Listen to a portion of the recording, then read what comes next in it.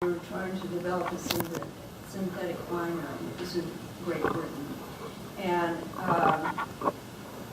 usually they just threw the byproducts away, but he happened to put some in alcohol and turned it brilliant purple. And so he experimented more, created the first synthetic dye. He quit his job as an assistant chemist and started his own company and invented 3 or more of these aniline dyes that are based on the coal tar derivative, and really started this whole research into synthetic dyes. And so he had his brother, his father, working for him. At the age of 33, he sold his company and made a fortune, and he became a philanthropist for the rest of his life.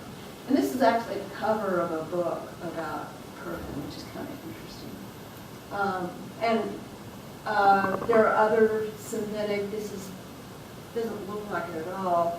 This is Prussian blue, which is kind of a warm blue. You used to see it on German military uniforms. Synthetic dye is probably the first synthetic pigment we used in painting, mid-1800s somewhere.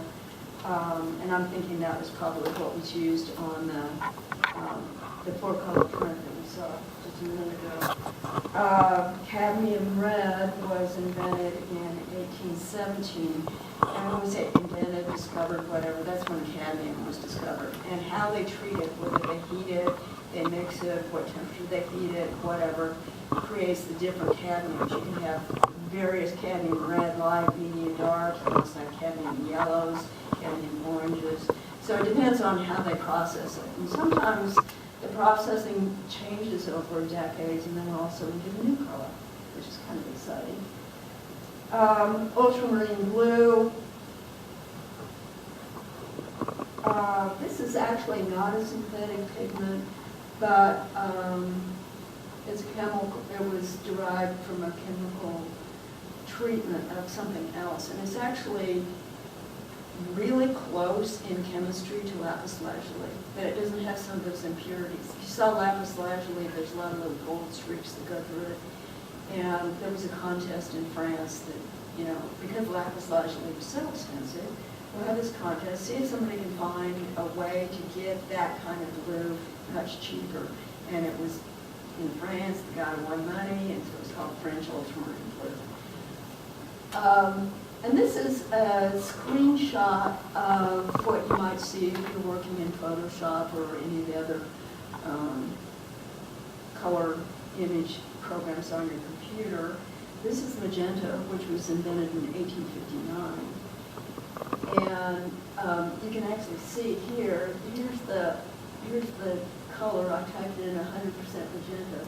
This is the CMYK number for our 4-color process printing, but it's also what comes out of most of your printers. Here's the RGB number that the computer is actually working on. And we don't understand the RGB numbers, so we always look at the CMYK numbers, even though the computer is functioning RGB. So here's the full chroma magenta, here's weaker in chroma, and here's the value range, still on the vertical axis. So then cyan was invented in 1879, a really pathetic version of cyan, of course. And then once we had those, we could start actually doing 4-color process printing. Titanium white was invented in 1920 to replace lead white and zinc white. And they say that lead white was so great because it was so opaque, although it was really toxic. And zinc white wasn't as good. It was kind of translucent, and they claim that titanium white is opaque, but I don't really think so.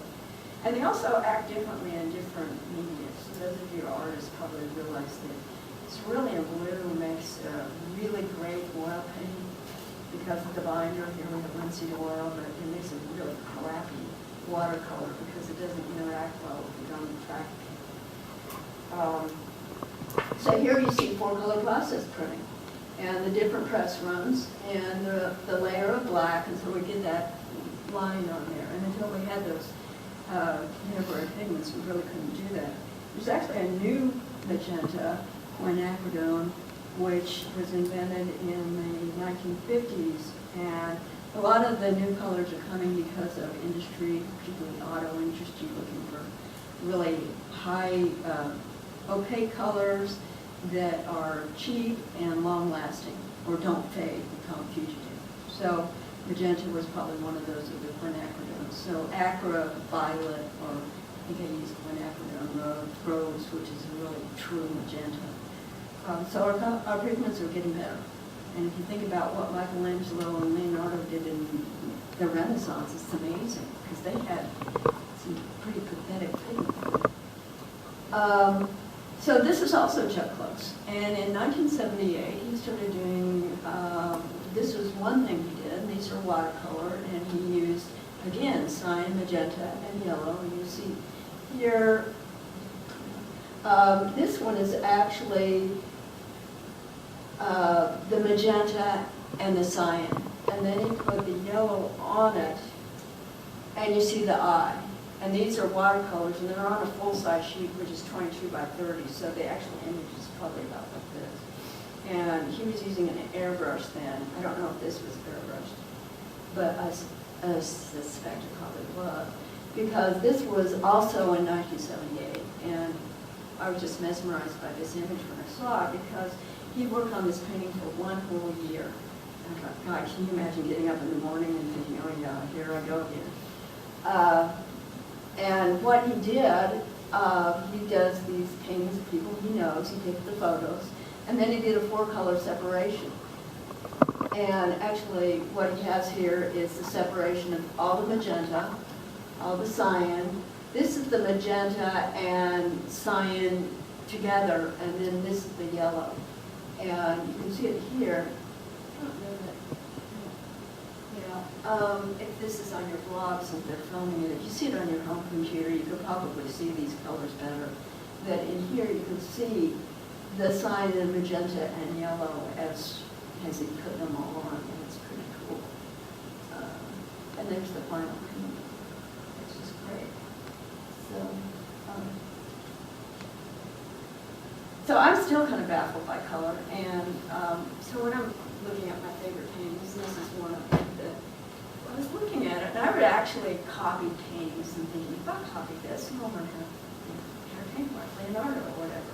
Had a chance of that, but what I noticed was, I was copying this painting, and I was thinking, okay, maybe I can find a better image that will show the folds and the sleeves. And so I looked, and I did, and I got it home, I looked at it, and I thought, oh, but in here the sleeves are green, and you see it all the time, drives me nuts. Another one, weaker in chroma, and we still see that. And part of it is, this painting is actually in Poland. It doesn't get out of Poland much. And so part of it is just when we have that 4-color process printing, they're printing the whole book at once, or a whole series of postcards at once. So they're making some adjustments. That printer is making some adjustments in the printing process. So making compromises. So nothing looks really bad, but generally nothing looks perfect. And so that's where we are with our color printing today. So when you look at these things online or whatever, and we do tend to look at them a lot online, just be aware of that. Particularly laptops are really bad at reproducing color, because depending on how the angle of the screen, the colors change immensely. And it's a scary thought to think that people are buying artwork off the internet sight unseen. Who knows what they'll get. So that's it. Do you guys have any questions? Well, first of all,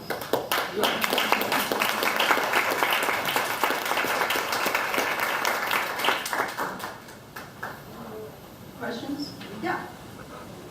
I appreciated your comments about the eye and how we perceive color, because I have a slight deficiency in red and green, which I did not know until I joined the Navy in World War II and couldn't read the Ishihara book in the recruiting office. They let me memorize it, so I got through the rest of the process. I avoided duty assignment for color. Cootie was important.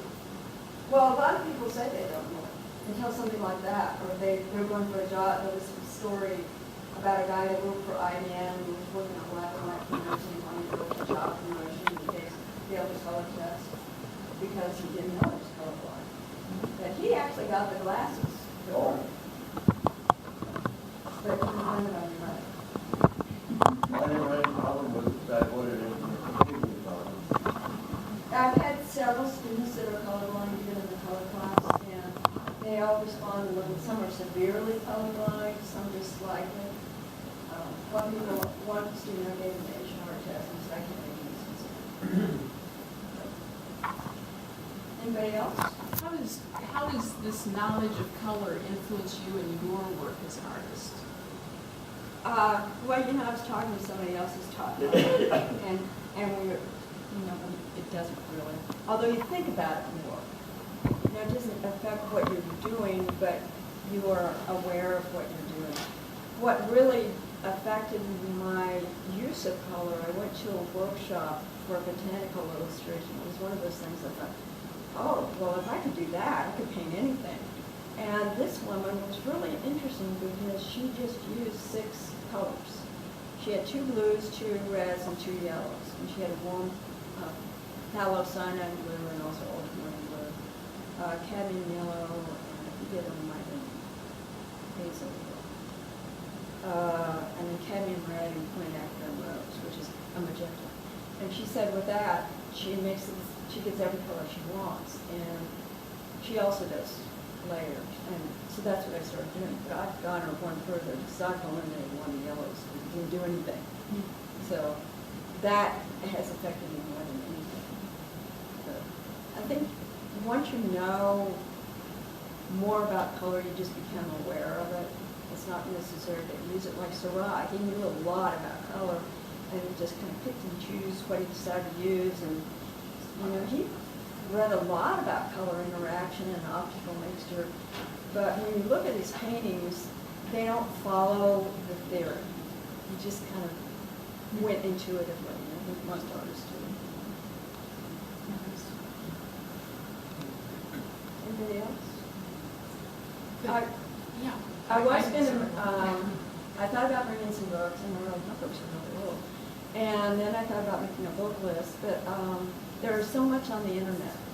And the best thing to do is just go to a library and find a section that deals with color and just pull them all out and find the one that you think is interesting. Because there's so many aspects of it.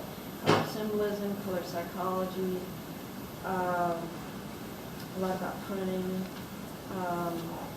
color temperatures, even going as far as color and interior versus, one of my students found articles on car color and found that yellow-green was the least popular color for a car. My dad had one. And the purple Hyundai was a market bomb. So there's tons of stuff out there. Color psychology, I guess that's the key word, that if you're interested in exploring more about color and the interpretation of color. Color symbolism. There's really not that much research on color psychology that I can find. But again, some of the best things, if you find a book that you think is pretty informative, just to look at the bibliography in the back, and it'll give you more sources. But the Halloween colors, you said, oh, that's kind of brash. And I thought, that's a great word. I wouldn't have used that for that. But once you said it, that seemed to really correlate to the color. Yeah. I don't know if you guys were in Kansas City at the time. The camper had that putt-putt golf course thing. They had all the holes. I think there were 15 holes by artists in New York. And Sandy Scoglin had one that I don't know. About it, but she had these kind of, those packing peanuts on the floor, 2 walls, also a ceiling, and you could play putt-putt in there. And, it's kind of interesting to look at because they were all bright orange. And then once you got in that, you were surrounded by walls and floor and ceiling. It was a little threatening. It was very interesting. You went? Oh, yes. Yeah. And you can find images online of this. Easily. And there's a lot of books about Sandy Scoglin. She used color really effectively. If there aren't any other questions, Margie, thank you so much. One of the things that we do for our speakers that come speak is we offer you a 12-month membership to the Print Society and hope that you might come back and play with us a little bit. So thank you so much for coming today and for coming.